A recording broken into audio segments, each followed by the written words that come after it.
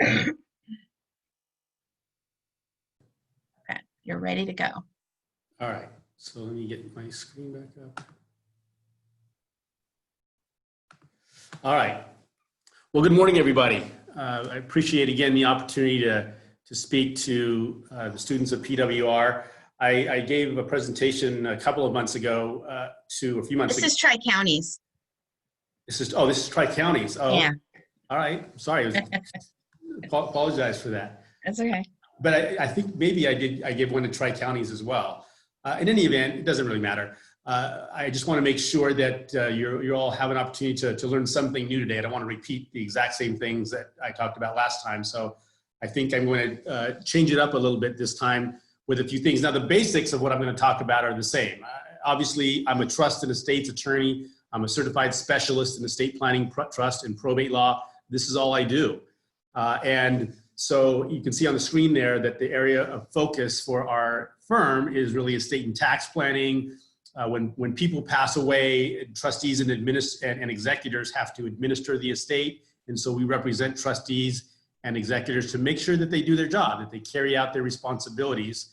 Often, unfortunately, these situations end up with litigation where people are in court, beneficiaries fighting over the estate, people going after trustees and executors because they don't agree with them or they're mismanaging the trust assets and not doing their job. And so we represent parties in those litigations as well.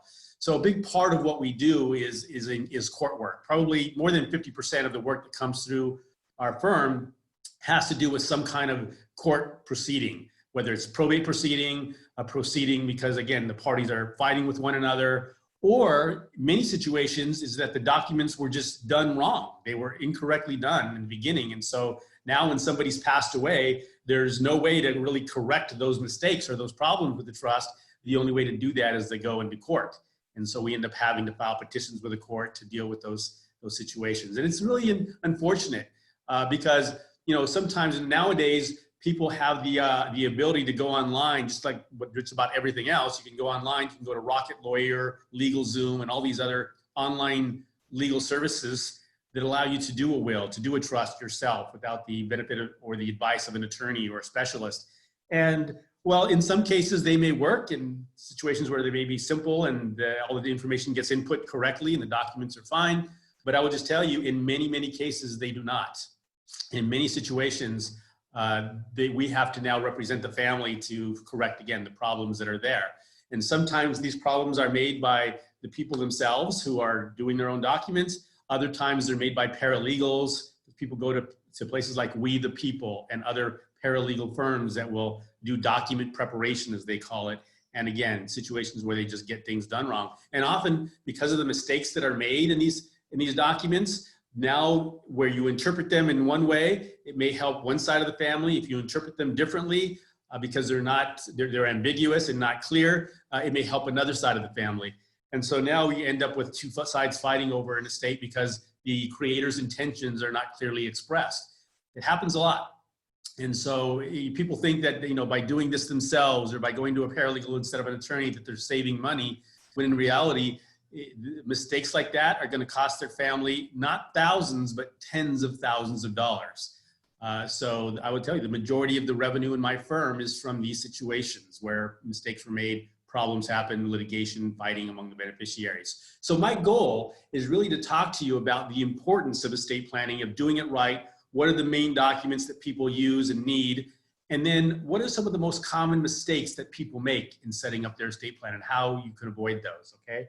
So to do that, I'm going to start out by talking about the basics, and which is, well, what is estate planning? Why is it important? What are the goals? What are our objectives? What are we trying to accomplish? So the main thing of estate planning is that people get to leave their property to the beneficiaries that they choose. You get to decide in your will or trust where your property is going to go, right? But I will tell you, most people don't do any estate planning. More than 65% of Americans have done nothing, no planning at all. Most of the people that walk through our doors, situations where they don't have a will or a trust. So in those situations where you haven't designated your beneficiaries, the state gets to decide who's going to get things. Because in the probate code, it says when somebody dies intestate, meaning without a will or a trust, then these are the people who will inherit. It's a list of beneficiaries. It may or may not be the people that you would have chosen, the family members that you would have chosen. But why would you leave that up to the state to get to dictate and decide that? You should get to do that. And the only way you can do it is by having a proper estate plan. So that's the first goal, is you get to pick your beneficiaries of your estate when you pass away. The second goal is ensuring that those beneficiaries, those people who receive it from you, that they get it in the right way, in the right timing, in the right manner. I'm talking about, for example, situations where maybe a young person may come into an inheritance. The age at which in California, the age at which somebody is entitled to manage their own financial affairs, as you probably all know, is 18.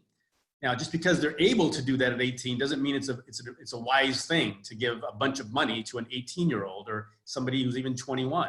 And I have seen those situations, unfortunately, where people have passed away, and now this is going to a very young person, and unfortunately, that money just does not last long in their hands through their mismanagement or immaturity or irresponsibility. Sometimes people who prey on them, sometimes even family members and so-called friends who come around when the money's there, and that money's just gone within a very short period of time. So instead, if you have a trust, you get to decide the age at which your children would inherit from you if something goes wrong. If something happens to you unexpectedly and you pass away while your children or grandchildren are still young, you can still set things up so that somebody else is controlling it for them until they reach the right age.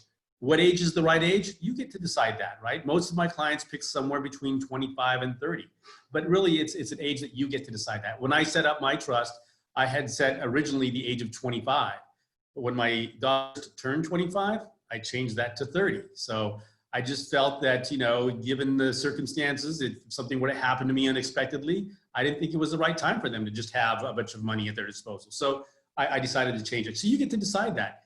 So you leave it in the hands of somebody you trust until they reach the age that you set.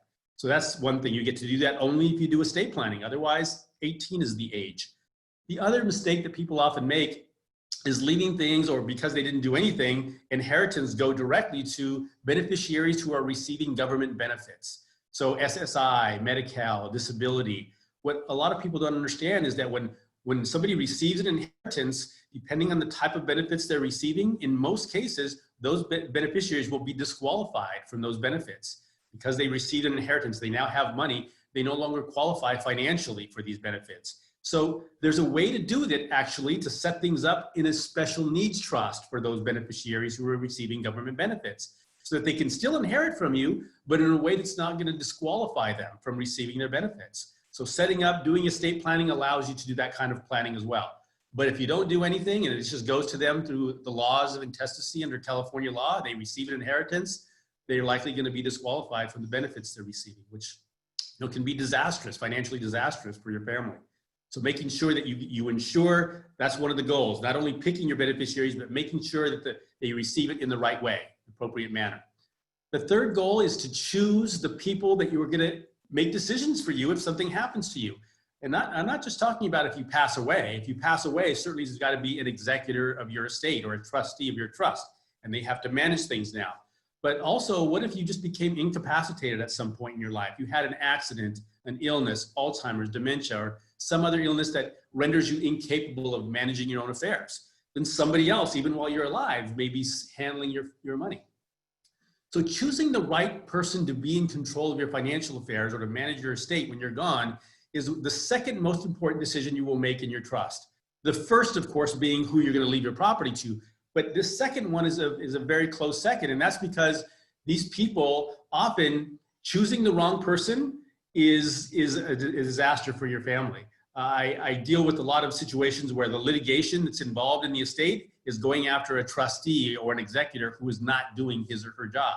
Somebody who's mismanaging the money, sometimes misappropriating or stealing the money. Somebody who's just not following through with what the trust says. I get calls from beneficiaries all the time saying, look, my brother's the trustee of the trust. My parents died a year ago, 2 years ago. He's not giving us any information. We don't know what's going on. He's living in the property and not paying rent. What can we do? And now we end up having to get involved. And because the parents did not choose the right person, obviously in that situation, now we may end up having to go to court. So it's important that you choose the right person. And I will tell you, if you don't do any trust or estate planning, The state of California gets to decide, just like they get to decide who your beneficiaries are, they get to decide who's what person that's going to control your financial affairs. Again, if you leave it up to the state of California, often this is the very first fight that happens in court where people are fighting over who gets to be the executor. So again, best to leave that in your hands. You get to decide that, but the only way you can do it is by having an estate plan that says that. Trusts, wills, powers of attorney, advanced healthcare directives that name the people that you've chosen, all right? That's the third goal. The fourth goal is just maximizing the amount that ultimately you can pass to your beneficiaries when you pass away. If you haven't done anything, if you pass away intestate and it goes through the probate process, there's going to be tens of thousands of dollars that are going to go to attorney's fees and executor fees and court fees. So all of that can be, much of that can be minimized or completely avoided if you just plan properly. So these are the goals. This is what we're trying to accomplish. This is why we do estate planning, right? I used to think that estate planning was really just for the very wealthy, for the Bill Gates and Warren Buffetts of the world, but it's really not true. I mean, everybody needs estate planning. If all you own is a house and a bank account, you need estate planning. You need to ensure that you get to decide where your property goes and minimize costs and minimize disputes among your family members. Okay, so we all know we need estate planning. So what constitutes an estate planner? What are the tools that people use for estate planning? So one of them that some of you may not recognize as being an estate planning tool, but people use it that way, is joint tenancy. Joint tenancy, as you all know, is a manner of taking title to something. You can take title to real estate, of course, as joint tenants. You can take title to bank accounts, stocks, investments as joint tenants. And of course, as you all know, the most common feature of a joint tenancy is the right of survivorship, right? That's why people do this. People set up joint tenancies to ensure that, if they pass away, that automatically their property will pass to their children. So that joint tenancy, that right of survivorship designation is important.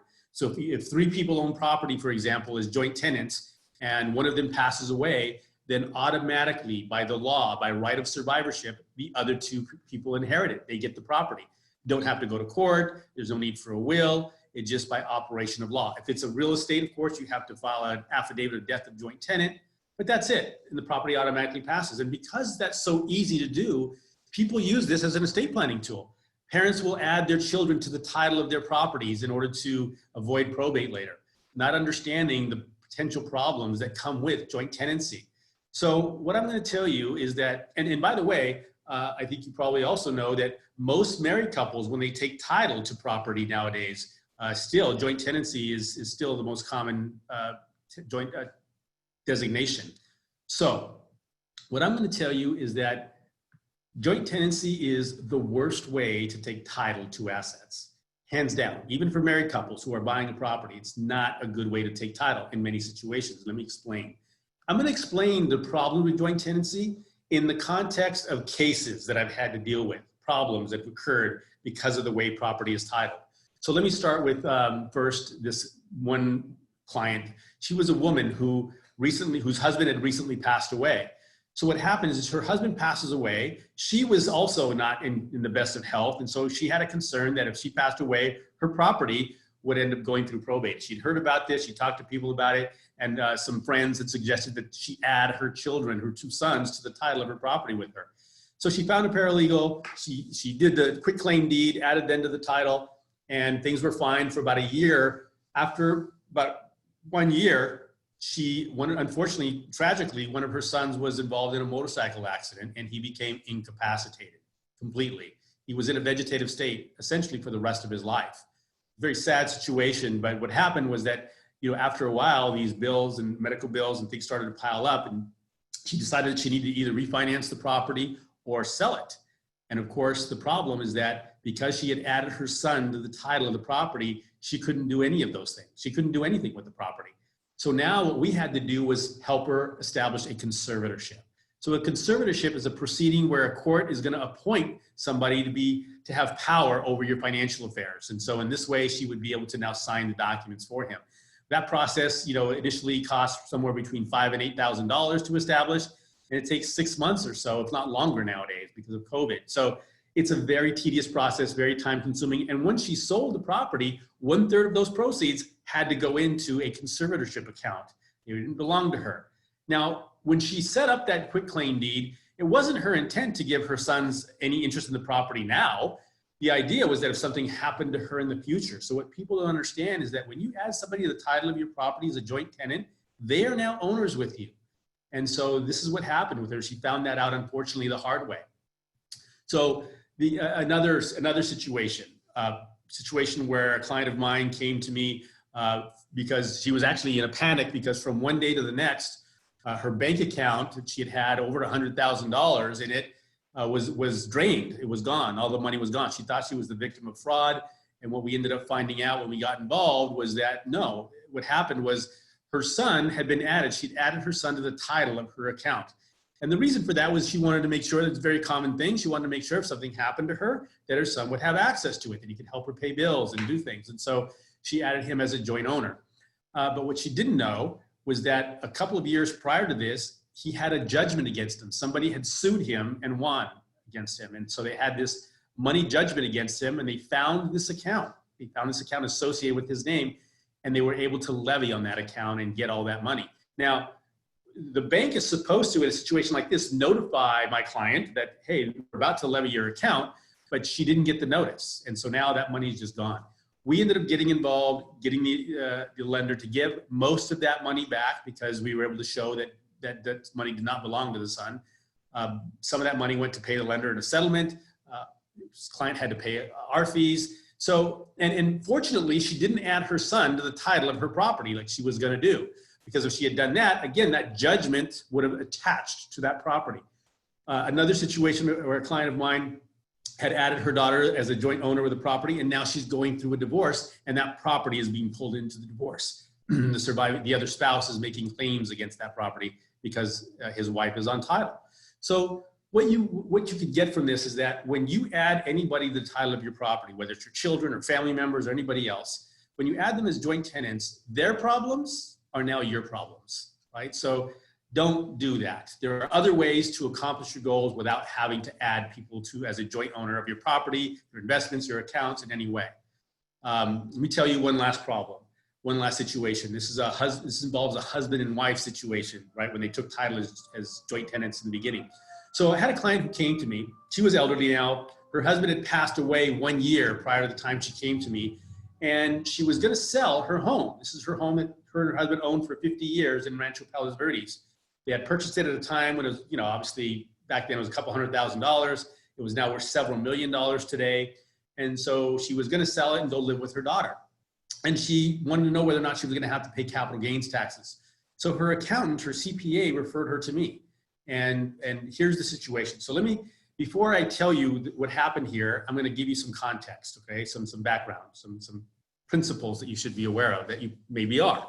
And that is the concept of capital gains taxes and adjusted tax basis. So if I buy a property today for $200,000 and I sell it 5 years later for $500,000, well, I'm going to have to pay a capital gains tax, right? It's a tax on the difference between what I paid for it, which is my basis, $200,000, and what I sold it for, $500,000. So that gain is what I'm going to have to pay capital gains taxes on.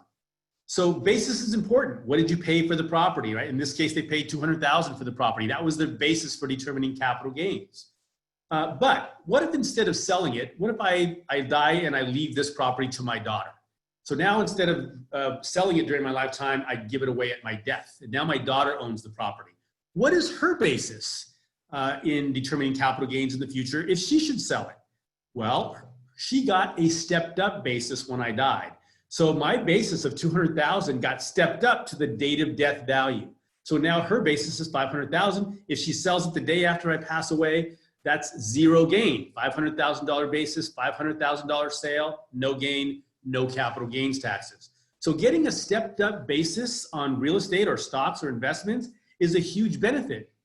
Now, as between husband and wife, if husband and wife own property together, and if it's community property, the surviving spouse gets, again, a full stepped up basis. So community property gets that benefit of a full stepped up basis at the first death. Well, here's the situation. So again, that client comes to me. Her husband passed away. She wants to know if she's going to have to pay capital gains taxes when she sells her home. So what we did is we pulled the title, and what we found was that that property is titled jointly with her husband. And so the problem is that the IRS does not recognize joint tenancy as community property. It's not the same thing, they say. We want to see something that shows it was community property and that they held it that way. Well, the title doesn't do that. So she did not get a full stepped up basis. She only got 1/2 step up. That is, her husband's half got stepped up to the date of death value, but her half remained the same, which ultimately resulted in a huge several $100,000 of capital gains tax when she sold the property. Again, if she had just titled the property as community property or community property with right of survivorship, 100% stepped up basis, and we would have avoided those problems. Okay. All right. So you can see these are just some of the problems I'm telling you about. I deal with many other situations in which joint tenancy is the root cause of the issue, the dispute or the problem. So that's why we want to avoid it. All right. Any questions about that? Let me see. I haven't seen any. So I'm going to move on. Okay. All right, moving on. What is the next option for estate planning? What's the next option? Well, the next option for estate planning is a will. Everybody knows what a will is. A will is simply a document that states where your assets will be distributed when you pass away. You express your wishes about the distribution of your estate in your will. In your will, you also get to pick your executor, right? So the will accomplishes some of the goals of estate planning that we talked about earlier. You get to pick your beneficiaries, you get to pick your executor. The problem with having, though, only a will in California is that wills are still subject to probate. So even though you have a will and it says where everything is going to go, it still has to go through the probate process. The word probate, it comes from the Latin term meaning to prove. You have to prove the validity of the will, that it was properly signed and witnessed. So all of that gets done in the probate court. So your wills are still subject to probate. So having only a will is not enough. So what are the problems with probate? You've heard you want to avoid probate. Why though? Well, let's talk about that. So probate is really the court process by which a person's final affairs are settled when they die. If you die with property in your name, and even if you don't have a will, it's going to go through probate. If you pass away with property in your name and you have a will, it's going to go through probate. So in the probate process, the court picks an executor or administrator, or through your will, an executor is appointed, and that person has the duty and responsibility to pay off all your debts, taxes, and expenses, to distribute the property, the remaining property, to your beneficiaries, to the people who are entitled to it, either under the will or according to the probate code if somebody dies intestate. Those are actually good goals. The goal of a probate is good. You want to make sure that somebody's final affairs are settled, that their debts, taxes, and expenses are paid, and that the property ends up going to the right people. But probate is the worst way to do that. There are other better ways to accomplish this. Probate is the most time-consuming, inconvenient, and costly way to do it. So what are the problems with probate ultimately? The first thing is that probate is an open court proceeding, which means that anybody, literally anybody, can go down to the courthouse and pull a file. They can pull your file. They can see the names and addresses of all the people who are beneficiaries of the estate. They can see all the assets that you owned at the time of your death. They can see the value of those assets. They can see all of that information, and people will use that information sometimes to contact your beneficiaries, for commercial purposes, or to take advantage of them sometimes. And so nobody likes to have their dirty laundry aired in public, so to speak, but it's all there. Those news magazine shows like TMZ and others, this is where they get their information. Their salacious details about divorces that are happening among celebrities, Britney Spears' conservatorship, and all the problems that happen, all the fighting that goes on. All those documents are filed with the court, and they're a matter of public record. So that's the first problem with probate, is that it's an open court proceeding. The second problem is that just like any other matter that takes place in a courthouse, probate invites litigation. Probate is a place where disputes are resolved, claims are made against the decedent, beneficiaries are fighting with one another. Probate just invites litigation because you're in a court proceeding, you're in a court setting. So there are better ways, again, to administer your estate without having to go to a court and subject it to all those potential claims and problems with probate. Time delays, how long does it take? It takes about a year, now with COVID, probably closer to 18 months to go through a complete probate. At least 12 months, probably 12 to 15, but it can last much longer than that. So time delays. And your family doesn't get any of the assets until the end of the probate. So that can work up, a hardship, financial hardship on your family by having to wait like that. So time delays are another big problem with probate. Even now, just to file the first petition, it used to be pre-COVID, we could get a hearing date within a couple of months. Now it's 5 months, 6 months before we get the initial hearing date to appoint an executor or administrator. So very, very time consuming. The other thing is that probate is expensive. The fees are based on the size of the estate. It's a calculation in the probate code. It's a formula. 4% of the first $100,000 for attorney's fees, 3% of the next $100,000. I've given you examples here of what the probate fees would be depending on the size of the estate. So you can see that for just a $500,000 estate, if all the person owned was a home, and that's the only thing going through probate, the attorney's fee, the statutory fee for an attorney is $13,000. The executor gets the exact same fee. So now you're at $26,000, and there are probably about $4,000 or $5,000 in costs and filing fees, publication fees, bonding fees. So it adds up, and quickly you're at $30,000 to go through a probate. And that's just for the basic probate. If there's litigation going on, if there are claims going on, if there's other problems, it's going to be much, much higher than this, right? If you're going through probate, Medi-Cal can make a claim in the probate. That claim can often wipe out the estate because they get to seek a reimbursement of benefits that were paid to the deceased person over that deceased person's lifetime. So sometimes that can just completely wipe out the estate. So again, these are the reasons to avoid probate. Now, gross, by the way, those fees are calculated based on the gross estate, meaning that if you have a house worth $500,000, but a mortgage of $300,000, and really the net is only $200,000, they base the fees on the $500,000 value, not on the net. So again, it's very onerous, these probate fees. So this is why we want to avoid probate, right? So how do we avoid probate then? A living trust. A living trust. A living trust is a will substitute. It does the exact same thing that a will does. In your trust, you name your beneficiaries, right? You create this trust, which at its core is a contract. So if you're creating it yourself, if you're a single person, it's just a contract with yourself. If you're creating it with a spouse, it's a contract between you and your spouse. It's an agreement, a contract that says, look, we're going to create this trust. I'm going to create the Paul Velasco Trust. How do I do that? Well, I create this document, this contract that says what I want done with these assets, both during my lifetime and at my death. Where does everything go? So that trust is now created, and it's not enough just for me to do a trust and sign it and put it away. I have to fund it. I have to now put all my assets in the trust. So when I create this trust, by the way, there are 3 key positions in all trusts. Every single trust has these positions. Creator, called the settlor, the grantor, it's the creator of the trust. A trustee, that is the person who has full control over the trust assets.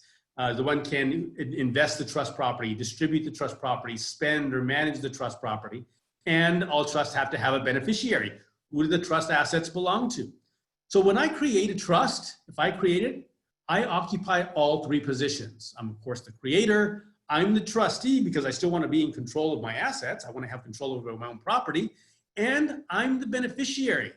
Yes, I'm going to name beneficiaries who will take when I pass away. But during my lifetime, I'm the beneficiary. These are still my assets, so nothing changes. So the only thing I've done by creating a trust is putting a wrapper around my assets. The title is going to change now. It's no longer going to be these assets, my house, my investments, my bank accounts, my business. None of that is going to be in my individual name anymore. Why? Because if I die with property in my name, it's subject to probate. If instead this property is in the name of a trust, no probate. So putting the property in the name of my trust is the next important step after I create it. I have to change the title to my home, my bank accounts, my investments, the beneficiary of my life insurance, my business. All of that now has to be in the name of the Paul Velasco Trust rather than just in my individual name. Now, in that trust, during my lifetime, that contract says that I can do with these assets whatever I want. This trust is revocable. I can change it any way. I can amend it. I can cancel it entirely. All the money is for my use. So nothing really changes. Nobody's going to notice a difference in the way that you manage or control your trust property just because you create a trust. The difference though now is that if when I pass away, now I have a plan in place. There's a plan that says, okay, this person that I've named is my successor trustee. And oh, by the way, if he's not available or she's not available when I pass away, then I name number 2 and number 3. I have a backup plan. So now this person that I've named as a trustee is able to step in and get control over all my assets. Literally, they can take that trust document to the bank and get control of my bank accounts. They can get control over my stocks and investments. They can record deeds that give them control over the real estate. All of these things now happen because they have an estate plan and a trust in place. And then that trustee has the duty and responsibility to get control of all these things. Again, pay off all my debts, taxes, and expenses, and then distribute the property to the beneficiaries, all without going through a court process or without going through the costs and time delays associated with probate. That's a living trust, okay? So what are the differences? What are the main differences between wills and trusts?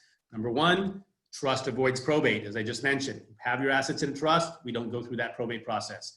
It avoids a conservatorship. If instead of dying, I became incapacitated, if I had an accident and I'm in the hospital for 6 months, my successor trustee can step in then as well and get control of my affairs and handle things for me, pay things for me. That person still has to manage everything for my benefit, but they get to control things while I'm incapacitated. A trust avoids Medi-Cal claims. Think of that. If you have your assets in a trust and you've been receiving Medi-Cal benefits or government benefits, and now you pass away, if it's going through probate, Medi-Cal gets to make a recovery claim in the probate. If instead those assets are held in a living trust, no recovery. Medi-Cal does not get to make a claim against your trust assets, so that's a huge benefit. It also limits other creditors' claims. It makes it more difficult for creditors, even credit card companies and hospitals, to make claims against your estate. So again, another reason to have a trust. And privacy. Remember I said in a probate proceeding, all of those things are subject to the public being able to have access to your file. That's not so in a trust administration. Only your trustee and the beneficiaries have access to all that private information, so privacy, right? So that's what the importance of having a trust and having a proper estate plan. You can see the difference in having a will and a trust and not going through all those processes that the state otherwise mandates if you die intestate or with only a will. All right, so before I move on to the next segment of what I wanted to talk to you about, let's see if I have any questions. Oh, here I do. Okay, I'm gonna go to the chat. All right, number one is, can you add personal property with real estate together in the same living trust? Yes, of course. You know, in a trust, you're gonna put all of your assets into the trust. So as part of the trust, you can do an assignment of all your personal property, jewelry, clothing, furniture, furnishings, all that stuff is going to belong to the trust as well, even your cars and all of that. All of that, you don't have to go to the DMV and change title of your car, but you just do an assignment that says, yes, everything I own is part of the trust estate. So yes, you can include personal property. How can we get information for the open court procedure for the beneficiary property during the pandemic? That's a good question. I didn't know that that was shut down during the pandemic. I know that the courts are still open because we still are going to court in LA and in Orange County, but I'm not sure for purposes of, I don't go down to the court and pull a file. So I'm able to have access to that online. So I'm sorry, I don't know the answer to that question, whether you can do that during the pandemic. Well, probate fee is based on the property value or not net value. What is the inheritance tax based on? That's a good question. The inheritance tax is based on the net value of your estate. So they do get to deduct, you do get deductions for mortgages and for other debts that you have. So certainly you get a deduction for that, and it's only the net value that you have to pay estate taxes on. It's only in a probate where the gross value is part of the calculation for attorney's fees. All right, is it a good idea to put insurance policies in an irrevocable trust? It's really a question for a different presentation. Let me just give you the quick answer. It depends. If you have a large estate, if you have an estate that's subject to estate taxes when you pass away, and an estate that's very large, and you have life insurance, then yes, it's best to put that life insurance in an irrevocable trust. Otherwise, it'll be taxed as part of your estate for estate tax purposes. If you have, for example, an $11 million estate, and you have a $5 million life insurance policy, well, your $11 million estate right now is not subject to tax because you have $11.5 million exemption. But you add that life insurance that comes in, and now you're over the exemption amount, and it would be subject to estate tax. So in those situations, yes, you would want to put life insurance in an irrevocable trust where it's not going to be subject to tax in your estate. All right, does a living trust protect assets from creditors after grantor died? it doesn't really protect them in the literal sense that creditors still have the ability to seek a payment. For example, for sure, a secured creditor like a bank who has a deed of trust on your property is going to get paid. But credit card companies, let me just show you practically speaking what happens. Practically speaking, when somebody passes away, if they're in a probate, the executor has to notify all the known creditors, all the credit card companies, all the hospital bills. They have to notify everybody that there's a probate going on, and that creditor then files a creditor's claim and they get paid. So the creditor's claims get paid in a probate. So that's something that's going to happen. In a trust administration, there's no requirement for the creditor to send out to notice to anybody, to nobody. And so these creditors have 1 year from the date of death to make a claim against the estate. And because there's no open court proceeding, that means they have to sue the estate, sue the trust to get paid. Nobody does that. It never happens. So 99.9% of the time, these creditors will just go away, right? So, you know, what I advise my clients is, look, just wait a year. If nobody makes a claim in a year, then, you know, you're able to, they can make distributions, of course, but hold back enough money to pay these claims in case somebody makes a claim against the trust. Otherwise, you just hold on to it. After a year, they're wiped out. They can't do anything after a year. So it's just more difficult for a creditor to be able to get money from a trust. All right, I'm going to answer one more question. I'm going to move on. Can you place property titled as married and sold in separate property into a joint family trust? Yes, you can. So in a trust can hold both community property and separate property of each spouse. We put schedules at the back of the trust to say, this is what we consider in the trust to be all of our community property. This is what we consider to be our separate property. And you list those schedules. So yes, you can put both community property and separate property in a trust. And you should do that for sure. Do I need the other spouse to sign the grant deed? No, if only one spouse is entitled to the property, only that one spouse who's entitled needs to sign the deed to put that into the trust. All right. Now I'm going to move on. I know you guys have questions, but I won't be able to get through the materials I wanted to get to if I just answer every question. I'll try and get to some more at the end. All right, so let me get back to my screen. Let's move on. All right, so next I'm going to talk about what are some of the most common mistakes that people make when they do a trust. The last time that I spoke to this group, I talked about, you know, the mistake that people make, how they end up in court. Even people who did a trust, how by making mistakes, they end up in court anyway. They end up having to go through a probate when they had a trust, and the whole purpose of the trust was to avoid probate. And the reason that happens is because they don't title their trust properly. They make a mistake. Remember I said a living trust must be properly funded in order to be valid. You have to put the assets into the trust. If you pass away with property outside the trust, that maybe have to go through a probate process. And so there are ways to avoid that. If your trust has the right provisions, you get to avoid probate. But I will tell you, 99.9% of the trusts out there don't have those provisions that they need in order to avoid probate. And so many situations where people didn't do the trust correctly, it's going to go through probate if there's something that was left inadvertently outside the trust.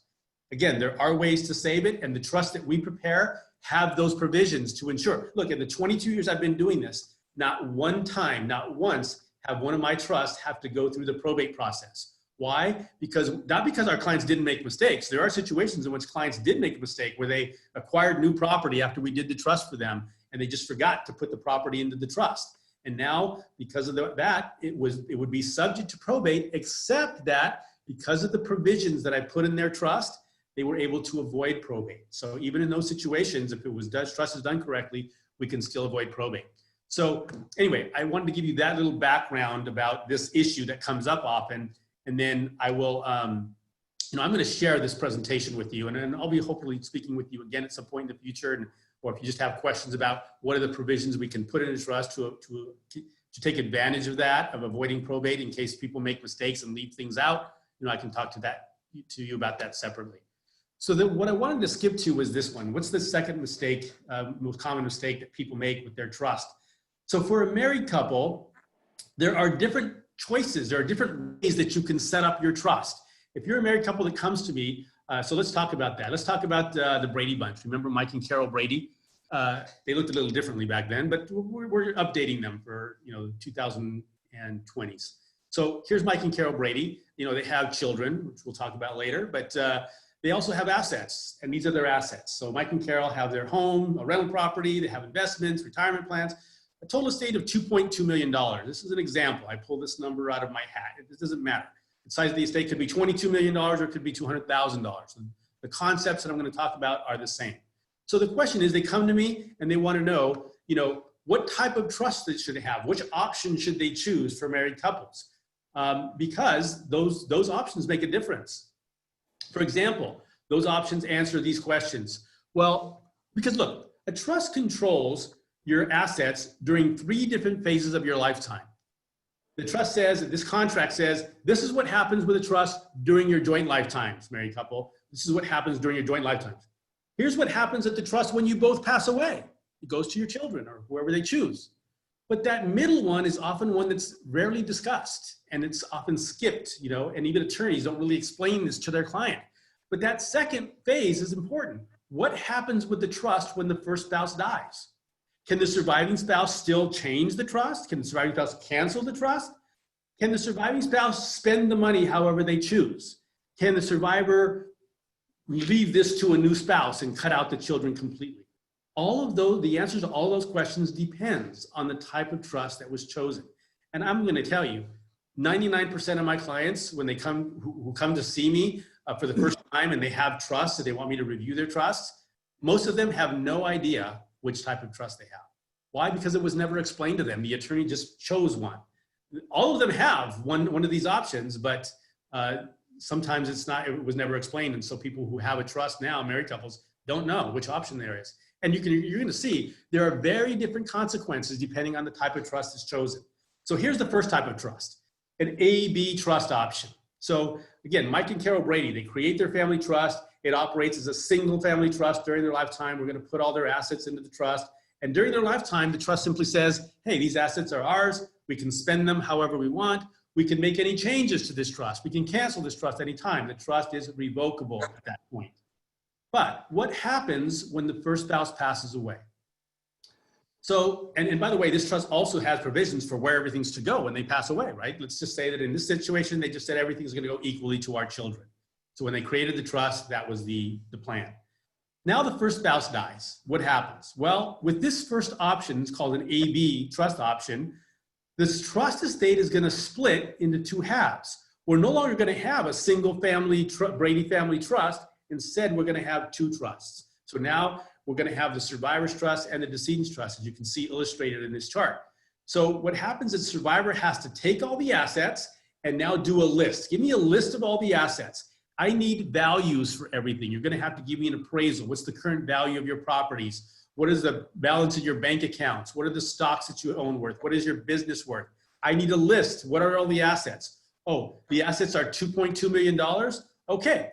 Now what we need to do is create a second trust. We need to basically split this family trust into the Brady Survivors Trust, the Brady Family Decedents Trust. Now it's going to be 2 trusts. We take these assets and we retitle them into the name of each of these trusts, so that at the end of the day, there's $1.1 million worth of assets in each trust. Now, the survivor is still in control of both trusts. The survivor is still the trustee of both of these trusts and has the power to invest these investments, these properties, manage these properties, pay bills. So the survivor is still in control of both trusts, but it's now 2 separate trusts and not 1. Now, why are we doing this? And what are the consequences of this? What are the characteristics of these 2 trusts? Because they're different. They have different provisions. So the survivor's trust represents the surviving spouse's portion of the estate. So there's no restrictions on that portion. The survivor can spend the money however they choose. They can change the beneficiaries if they want to do that. So even though Mike and Carol said everything's going equally to our children when we both die, the survivor could change that. The survivor could remarry and leave this all to a new spouse. The survivor could cancel this trust completely, the survivor's trust, take all the assets out that were in there and start a new trust. So there's no restrictions on what the survivor can do with the survivor's portion of the trust. But the deceased spouse's portion becomes irrevocable. The survivor can no longer change those provisions. So when Mike and Carol said in the beginning of when they created their trust that everything's going equally to the children, that's what has to happen when the survivor passes away. The deceased spouse's beneficiaries get what's left there, and the survivor cannot change that. But before that happens, during the survivor's lifetime, the survivor gets to use these assets, but only if the survivor needs them. So what this trust says, what the contract says, is survivor, you can use this money, but only if you need it for your health, support, and maintenance. That is to maintain your accustomed standard of living. If you don't have enough money in the survivor's trust to do that, or if you don't have enough income coming in from Social Security or other sources, and you need to use the money over here, fine, you can do that. But you got to use your money first. And only if you need it can you tap into B.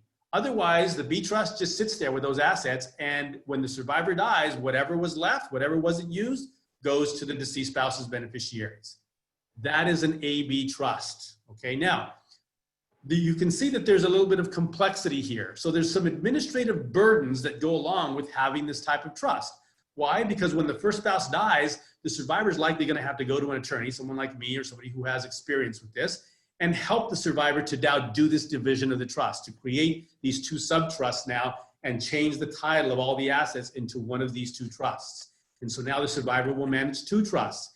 And this decedent's trust has to file a separate income tax return every year to report the income that came into that trust. The survivor, of course, still has their individual tax return, but now there's this additional tax return. So you can see there's some inconveniences for the survivor, some administrative burdens, some work, some costs that are going to be incurred in administering this type of trust.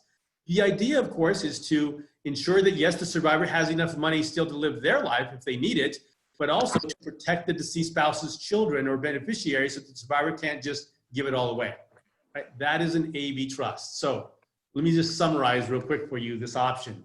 So the option for AB, the assets get retitled between A and B. We split the estate and we retitle the assets. The survivor is still in control of this trust, of both trusts, as the successor trustee typically. The B trust becomes irrevocable. The survivor can no longer change that. They can't change the beneficiaries. And because of the way this trust is structured, there are some administrative burdens, some inconveniences for the survivor to have to work through. And this B trust has to file a separate tax return every year, right? That is an AB trust. That's number one. There are other options, though, that people need to know about. You can see that, I mean, these decisions are decisions that somebody should make on their own. It should not be just dictated by the attorney to choose this option. This should be explained to people and detailed so that people can decide which option works best for them. So here's option number two, the Brady family trust, option number two. So Mike and Carol, again, create that family trust in the beginning in all three of these options I'm going to show you. That family trust in the beginning is the same. Has the same provisions during the joint lifetimes of Mike and Carol. But when the first spouse passes away, with this option, it's much different. This option says everything just stays in the Brady family trust for the survivor. We call it a survivor's trust. So there is no split. There's no allocation between the two trusts. There's no division of the estate. Everything just stays in the survivor's trust, and the survivor has complete control over the entire estate. The survivor is the trustee of that trust, in control of all the property. The survivor can use and spend the money that's there without restriction. So the survivor is not tied to this, oh, you can only use it if you need it, your health support maintenance standard. No, they can spend it however they choose. The survivor also can completely change this trust. This remains revocable by the survivor. So the survivor can change the beneficiaries, not just their half, but the entire thing. So the survivor could remarry, for example, if they chose, and if they chose to leave their spouse the entire thing, they could do that.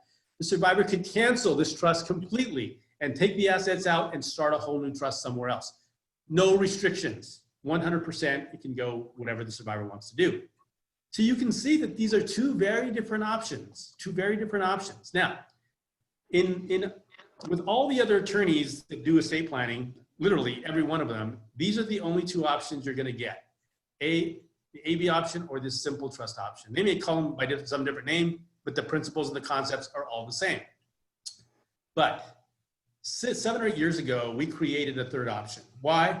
Because clients were coming to us saying, you know, when I explained these two options to people, these were not like very appealing options to them. The comments I often got were, well, you know, this whole AB thing is just too complicated and elaborate, and I just don't want my survivor, if I pass away first, I don't want the survivor to have to go through all that work and deal with all those, you know, inconveniences. At the same time, if I just say everything goes to her and she can do with it whatever she wants, you know, well, what if she just changes or cuts the children out, and now it's all going to a new spouse. So they have those concerns about this simple trust option. So what we did is we created a third option. A trust is a contract. I can make the contract say whatever my clients want it to say. So we listened to our clients and we created this. By the way, this is a summary of the simple trust. I'm going to give you this handout. I'll send it to Laura and she can share it with all of you. But this is a summary of the simple trust. Again, no division on the first death, no administrative burdens, very easy for the survivor to manage when the first spouse dies. There's really no work to do that has to get done. The survivor's in complete control as the trustee. There's no restrictions on what the survivor can spend this on. And, you know, the big concerning thing for some people is that the survivor can amend the entire trust. It's 100% revocable. And this is not a good option, by the way, for blended families. Remember, children from different marriages. If you have children from different marriages, the survivor can just cut out the deceased spouse's children. So this would not be an option for that. So what's that third option that we created? I refer to it as a hybrid option, because this option is a combination of those two that I just talked to you about. So what we do now with this option is it looks much like that second option, the simple trust option, because when the first spouse dies, everything just goes to the survivor in the survivor's trust. Again, there's no division of the trust. There's no need to allocate the assets between the two trusts. Everything just stays in the trust. So it's easy for the survivor to administer. First spouse dies, everything just stays in the trust. But here's the difference between this and the simple trust option. With this option, the trust becomes irrevocable. The survivor can no longer cancel this trust like they could with the simple trust. The assets have to stay in the trust. The survivor can't take them out. You've got to leave the assets in the trust. Well, the survivor, of course, can spend the money, and they can spend it however they choose. There's no restrictions on the survivor's right to spend it, to consume it. They want to go on a trip to Europe and live as lavishly, they can do that. They can spend it. But what they can't do is take assets out of the trust to leave them somewhere else. The survivor, let's say the survivor wanted to sell a property that's in the trust. No problem, you can sell it, but the money has to come back into an account in the name of the trust or accounts. The survivor can sell it and buy another property, or sell it and buy stocks. No problem, those things have to come back into the trust. The idea is that the survivor cannot take assets out anymore to leave them somewhere else. You've got to leave them in the trust, and the trust cannot be canceled anymore by the survivor. But where can the assets go then? Where will the assets go when the survivor dies? Well, when they created the trust, Mike and Carol told you what they want done with each of their halves, right? What do you want done with your half, Mike and Carol? They each tell me. Now, it may be that in the beginning, they both want the same thing. Everything goes equally to our children. And so that's what those two trusts would say when I created initially. But the survivor can still change their half during their lifetime. So the survivor can still do an amendment to the trust that says, when I die, I want to leave my portion as follows. I want to add the grandchildren. I want to cut out one of these children. I want to include my spouse. They can change their half. They can still amend their portion, but they cannot change the deceased spouse's portion. That half is going to have to go according to the deceased spouse's wishes. It's irrevocable. The survivor cannot change that. So what this trust essentially says is this: honey, if I die first, I'm leaving everything to you.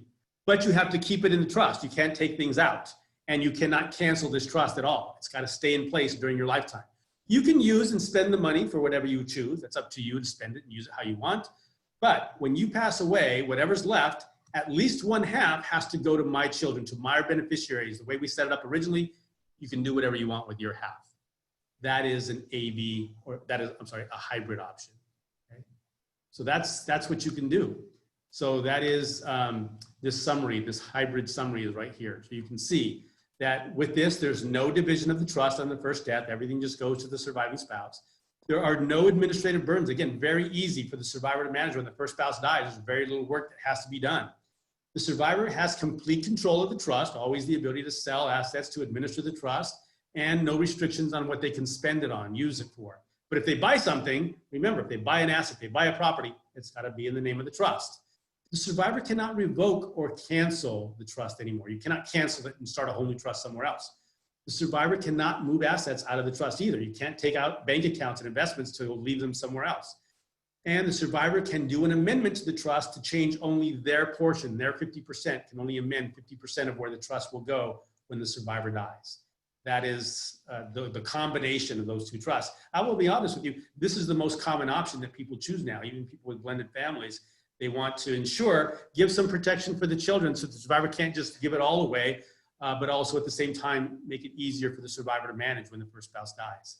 I would venture to say that probably none of you have heard these explanations before, but everybody who has a trust should, and they're married, should have these options available to them, okay? All right, so I'm gonna stop sharing for a minute, see if there's any other questions.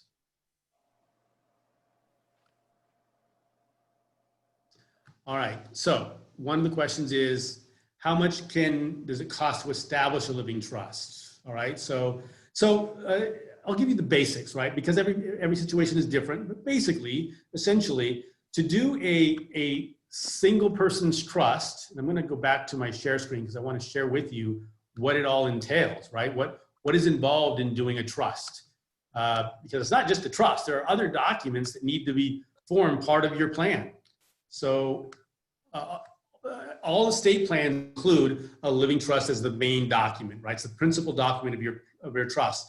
But in addition to that, everybody also needs a will. So in addition to the trust, we prepare wills for our clients. In this context, a will is only a backup document, right? If you pass away and there was something that was inadvertently left out, the will catches that and says, when I die, if there's anything in my trust, or I'm sorry, anything that's in my name that I forgot to put in my trust, at my death, I leave all that to my trust. It's called a pour over will. It pours everything into the trust.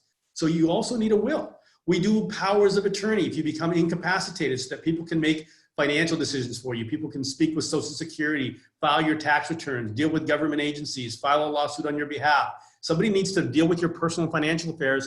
We need a power of attorney. Same thing for healthcare decisions. You need to have healthcare decisions made by people. You designate who you want through your advanced healthcare directive, and you express your wishes about end of life. Do you want to be kept on life support? Do you want to be cremated? Are you an organ donor? So you express your wishes there and you name the people that you want making those decisions for you. We do a property agreement. Remember I said the importance of designating everything as community property to get a stepped up basis? This property agreement does that. It's something that they can show the IRS that, hey, we considered everything we owned to be community property. We want a stepped up basis on all our assets. This does that. We help them to transfer everything into the trust. It's not enough just to have a trust and sign it. The mistake that people make is they don't properly title everything in their trust, and then they end up going through a probate. So we help our clients to make sure we prepare the deeds for their properties. We put them into the trust. We are the ones that record them. We don't give them back to the clients to do that. We do that. We prepare letters addressed to their banks and financial institutions to change their accounts into the trust. We help them with beneficiary designations for their retirement plan.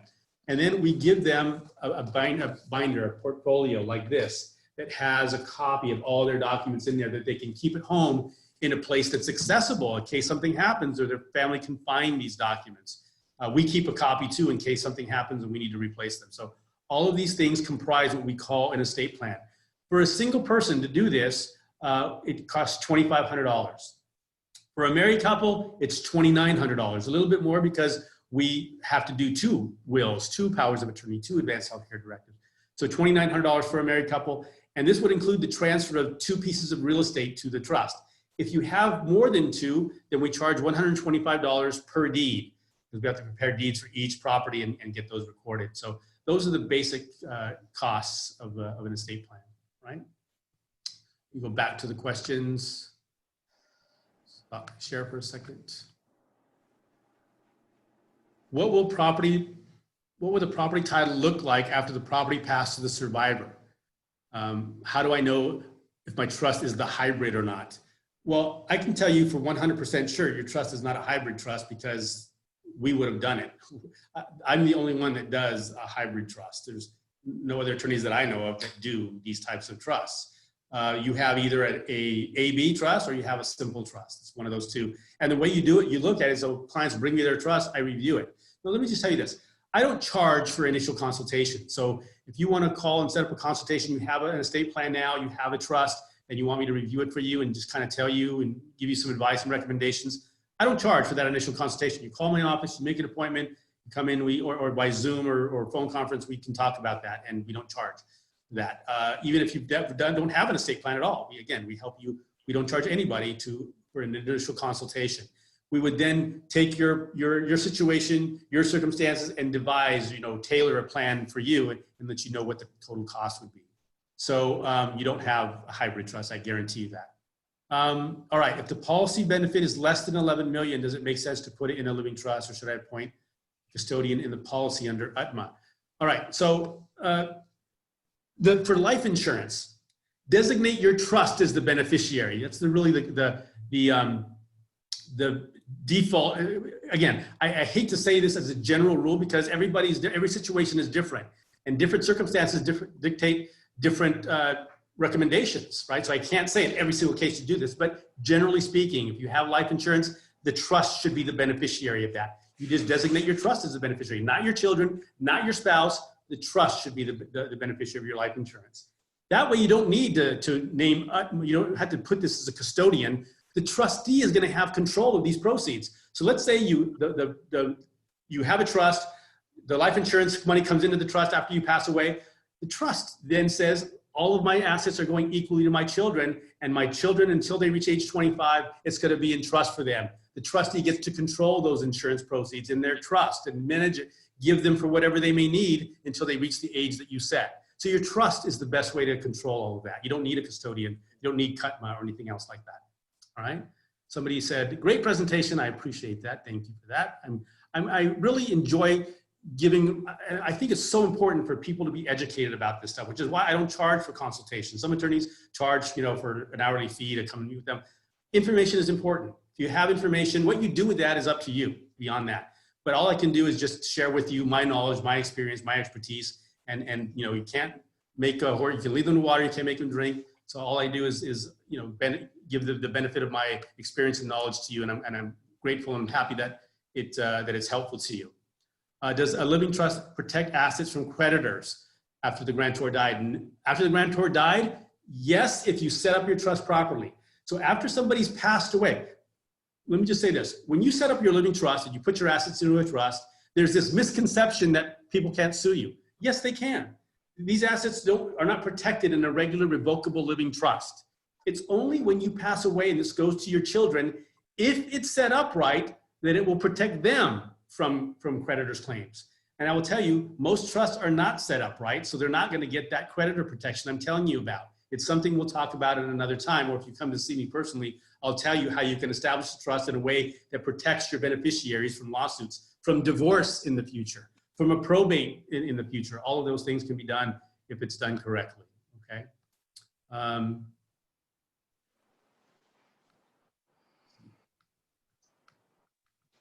Difficult for me to navigate this.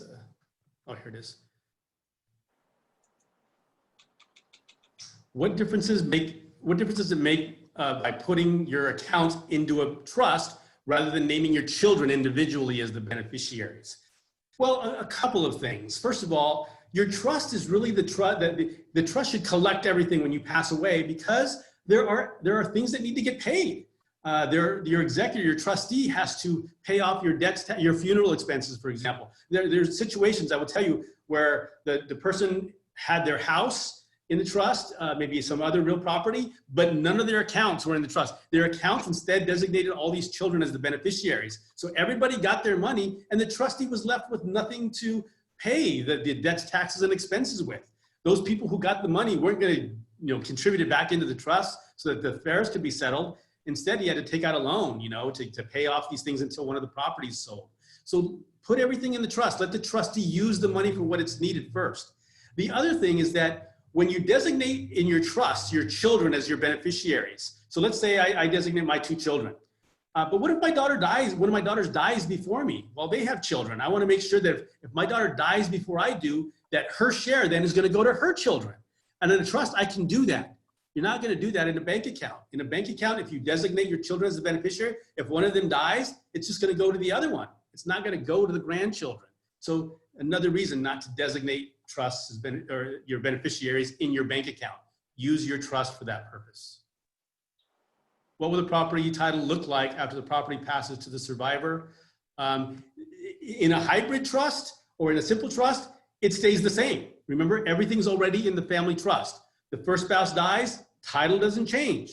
Maybe what we do is we file an affidavit of death of trustee, because that surviving spouse is no longer going to be on title, or I'm sorry, that deceased spouse is no longer going to be on title as the trustee. So we just file an affidavit of death of trustee. That's it.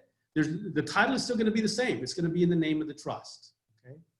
All right, guys. Look, I've gone past my allotted time. I appreciate, again, the opportunity to speak with all of you. Feel free to use me as a resource. If you have questions, things come up, you need help, your clients need help, I'm happy to help you. Again, I will share this handout with Laura so that she has, you guys all have my contact information, and you can schedule time to meet or speak with me. All right. I appreciate it, Laura. Thank you for the opportunity to speak with your students, with your attendees, and look forward to the opportunity to be able to do that again. All right, everybody. Thank you.